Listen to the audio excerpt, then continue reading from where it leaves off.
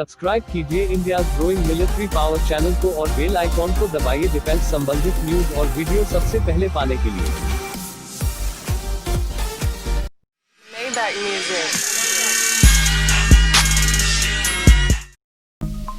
हाल ही में घोषणा के बाद कि British firm Rolls Royce Bharat के साथ एक नया जेट इंजन विकसित करने के लिए एक साझेदारी को अंतिम रूप देने के करीब पहुंच चुकी है, ब्रिटेन के रक्षा सचिव बेन वालिस ने कहा है कि यूके ने अपने छठी पीढ़ी के लड़ाकू विमान कार्यक्रम में अधिक अंतर्राष्ट्रीय साझेदारों को आमंत्रित किया है और यह पिछले हफ्ते की एक रिपोर्ट के बाद आया है, जिसमें स्वीडन ने 2019 में यूके के साथ एक समझौता ज्ञापन पर हस्ताक्षर करने के बाद भी इस परियोजना में शामिल होने के लिए कोई प्रतिबद्धता नहीं दिखाई। ब्रिटेन के रक्षा अधिकारियों ने पहले ही अपने भारतीय समकक्षों को इस नई स्टील्थ फाइटर परियोजना प्रोजेक्ट के बारे में जानकारी दी है, जिसे यूके भारत के साथ संयुक्त रूप से विकसित करने को इच्छुक है।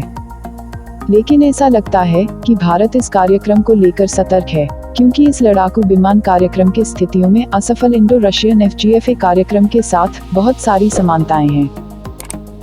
टेक्नोलॉजी डेमोन्स्ट्रेटर के लिए $2.6 बिलियन के निवेश की आवश्यकता होगी और आगे इस प्रोजेक्ट का खर्च प्रत्येक भागीदार के लिए लगभग $10 बिलियन होगी, जिसको लेकर भारत की आपत्ति है, क्योंकि ठीक ऐसा ही कुछ रूसी FGFA प्रोजेक्ट में भी हुआ था।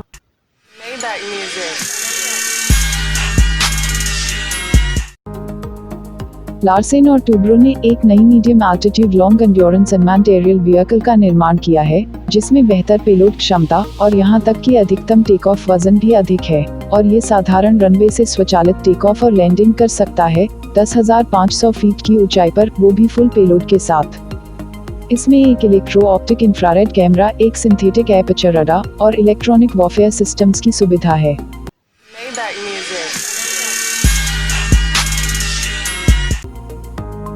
पूर्व रक्षा मंत्री और बाद में नवनियुक्त chief of defence staff general Bipin Rawat ने तीसरे स्वदेशी विमानवाहक पोत पर इन्वेस्ट और डिजाइन के काम को स्थगित कर दिया है, क्योंकि खर्च के लिए प्राथमिकता पहले से ही भारतीय सेना और भारतीय वायुसेना में स्थानांतरित हो गई है।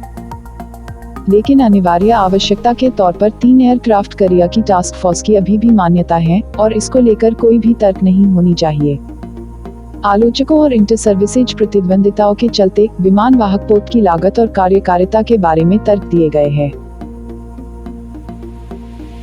यह एक फैक्ट है कि कोई भी स्ट्राइक ग्रुप एक विमान वाहक पोत द्वारा प्रदान की गई अभिन्न वायु शक्ति के बिना पूरा नहीं हो सकता है। चीन 2030 तक 6 विमान वाहक पोतों के निर्माण पर काम कर रहा है, तो वही जापान ने अपने हेलीकॉप्टर वाहकों को विमान वाहक पोतों में परिवर्तित कर रहा है, ताकि उन्हें एक सस्ता और दोहरे उपयोग वाले विमान वाहक पोत बनाया जा सके। भारतीय नौसेना ने अपने स्वल्प बजट से तीसरे विमान वाहक पोत के डिजाइन प्रयास के लिए $5 मिलियन समर्पित किए हैं और भाभा परमाणु अनुसंधान केंद्र के साथ बातचीत हुई है 290 मेगावाट के रिएक्टरों के लिए, जिनको INS अरिहंत परमाणु पनडुब्बी के 90 मेगावाट प्रेशराइज्ड वाटर रिएक्टर के आधार पर बनाया जाएगा, जो 65,000 टन के INS विशाल विमान वाहक पोत को ऊर्जा प्रदान और चलने के लिए काफी हो।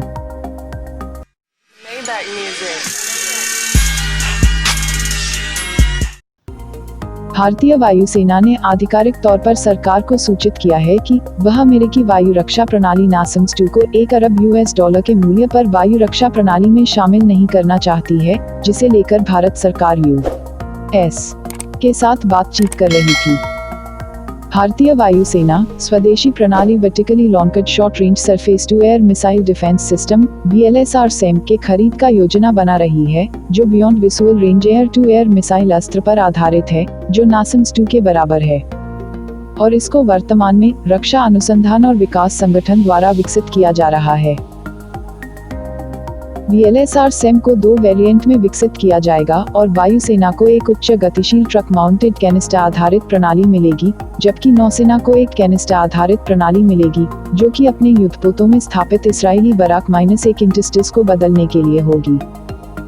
रक्षा विशेषज्ञ ने भी NASAMS-2 के खरीद के ऊपर आपत्ति जताते हुए कहा है कि स्वदेशी विकल्प QR-SAM सिस्टम के रहते हुए हमें NASAMS-2 सिस्टम की कोई आवश्यकता नहीं है, और इन सारे अलग अलग भारतीय, अमेरिकी, इस्राएली और रूसी वायु रक्षा प्रणालियों को एक एकत्रित वायु रक्षा नेटवर्क के तहत साथ लाना इंटरऑपरेबिलिटी के समस्याओं के कारण बहुत ही मुश्किल होगा।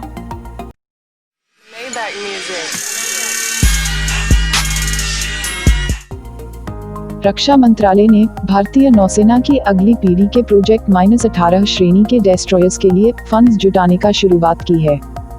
अब तक नौसेना के लिए 6 ऐसे जहाजों के निर्माण की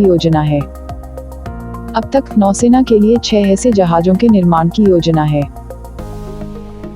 बाद में कई चरणों में सुधार किया जा सकता है और प्रोजेक्ट 18 या प्रोजेक्ट 18B उपवर्गों की खरीद की जा सकती है, जैसे project 15 Delhi class, project 15A Kolkata class और प्रोजेक्ट 15B विशाखापत्तनम क्लास और सब क्लासों का किया गया था।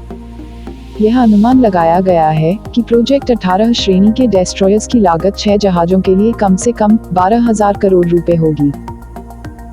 प्रोजेक्ट 18 श्रेणी के डेस्ट्रॉयर्स विमान वाहक पोत INS विक्रांत के अलावा भारत में निर्मित अब तक के सबसे बड़े लड़ाकू जहाज होंगे और इन डेस्ट्रॉयर्स के वजन लगभग 10,000 से 12,000 टन होंगे।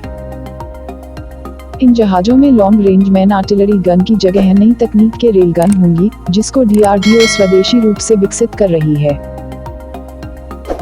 इसके अलावा इन जहाजों में लैंड अटैक क्रूज मिसाइलों, एंटी शिप क्रूज मिसाइलों, सरफेस टू एयर मिसाइलों और अमेरिकी नौसेना की आर्गलीबुर्ग क्लास एज की तरह ही एंटी बैलिस्टिक मिसाइल फायरिंग क्षमताएं होंगी, जिसके के लिए इसमें 150 VLS सेल होंगे।